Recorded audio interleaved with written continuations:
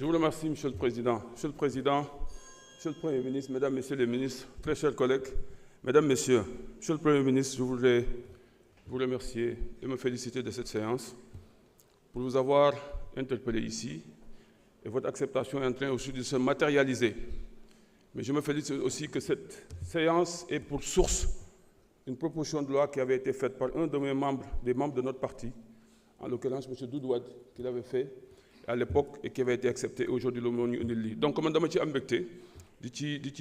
la ci remercier le fait que nga ñëw fii. di wax ni rek ñëw nga ci contexte bu difficile sànq wax nga ko yow yaa ñu ko wax que nous sommes dans une situation extrêmement difficile. Mais tey débat bi li tax mu neex mooy que mbir yi taaju na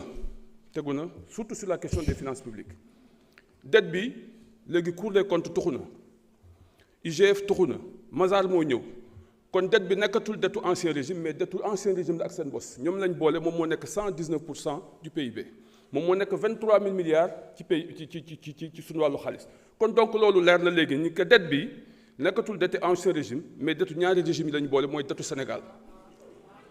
s'il vous plaît li may wax ni lu ma wóor la décembre 2024 fan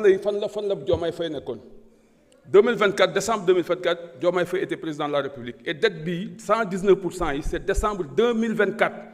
23 000 milliards 500 mooy décembre loolu la ñu Mazars wax loolu la ñu jox chiffre officiel le ministre des Finances et je pense que bu fekkee mën na ko confirmer wala mu weddi ko. beneen bi ci topp mooy que monsieur le Premier ministre affaire de restructuration dette bi xam naa ni taxu na parce que loolu nekkul ministre des Finances sànq wax na kon donc affaire de restructuration mën nañu ko exclure. Au regard des réponses que le ministre des Finances a données tout à l'heure et au regard aussi des réponses que vous avez données. Mais aussi leneen loo xamante ni am na mooy jël nañu dette bi nga xamante ni moo nekkoon dette bancaire dugal nañ ko suñu loi de finances yi waxoon naa leen fi man nanguwuma mais li leer ba leer te ma wax ko keroog commission mooy que aujourd'hui je demeure convaincu jusqu'à preuve du contraire que la Cour des comptes le gouvernement du Sénégal se sont trompés sur la dette extérieure du Sénégal bi ñu wax ni dette cachée la loolu man gëm naa ko ba tey jii gisuguma nag ku ma wax loo xamante ni lu contraire loolu la mooy sur les 2000 milliards là gëm naa ni dañ ci juum ba ñu war ma leneen beneen bi ci topp mooy que aujourd'hui monsieur le Premier ministre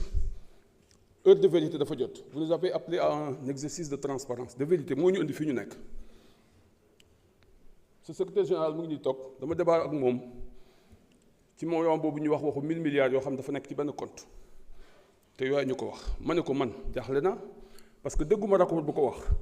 gisuma fu mu jógee te gisuma ko moom léegi dama bëggoon tey jii sénégalais yëpp a ngi ñuy déglu nga wax ñu 1000 milliards yooyu ci compte bu mu nekk ki ko moom ak fan la ko dugal ak ndax compte bi Sénégal la lan wala nekkul Sénégal ak source bi nga xamante ni moo la permettre ñu mën a wax ni 1000 milliards fekk nañu koy compte loolu suñ ko amee ñun dinañu dimbali parce que situation bi ñu toll nii ñu demandé ñu def effort. war nañu aussi ñu jox ñu information parce que li ñu indi situation bi mooy exercice de vérité te dama d'accord l'exercice de vérité et de transparence bi man dama d'accord parce que suñu borom moo bëgg dëgg moo bëgg transparence comme loolu am na jàpp naa ne yaa ngi fii ñoo ngi fii Sénégal la ngi ñuy déglu nga wax ñu qui est le propriétaire de ce compte où se trouve le compte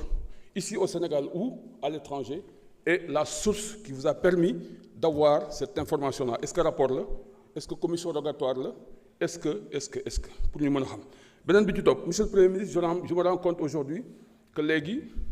réalité pouvoir moom xam ngeen ko réalité état xam ngeen ko mais beneen laa lay laaj na ndax gëm nga ko wala gëmoo ko mooy la raison d'état loolu moom bëggoon naa ci am sa réponse parce que aussi ça nous permettra d'apprécier les actes qui se posent tous les jours alors beneen bi ci topp waaw ji bon honorable xanaa non inscrit yëpp ngay poser question. non dama gis ni rek waxtaan bi ni mu mel nii war nañ mën a leeral yenn yi rek waaw suñ ko leeralee rek après dina baax beneen bi ci topp mooy affaire QVS coow lu bari la xam naa ni yëg nga ko parce que am na information yi yëg nga ko lan nga ci xalaat ak nan nga jàpp ne war nañ ko mën a régler parce que c'est deux choses qui s'opposent mbay mi te nga gëm ko mais aussi koo xamante ni dafa war a def ay logement léegi liggéeyante boobu nan nga ko mën a lijjante parce que dem naa ba foofu gis naa investissement yi ñu fa def gis naa ni mu toll te xam naa ni sensible nga ci donc bëgguma xool nga wax ñu nan nga jàppe ni problème boobu war nañ ko mën a régler pour mu mën a arranger Sénégal yëpp bon mënuma ñëw fii nag li xew démb étudiants yi xew fa te du ma la interpeller ci loolu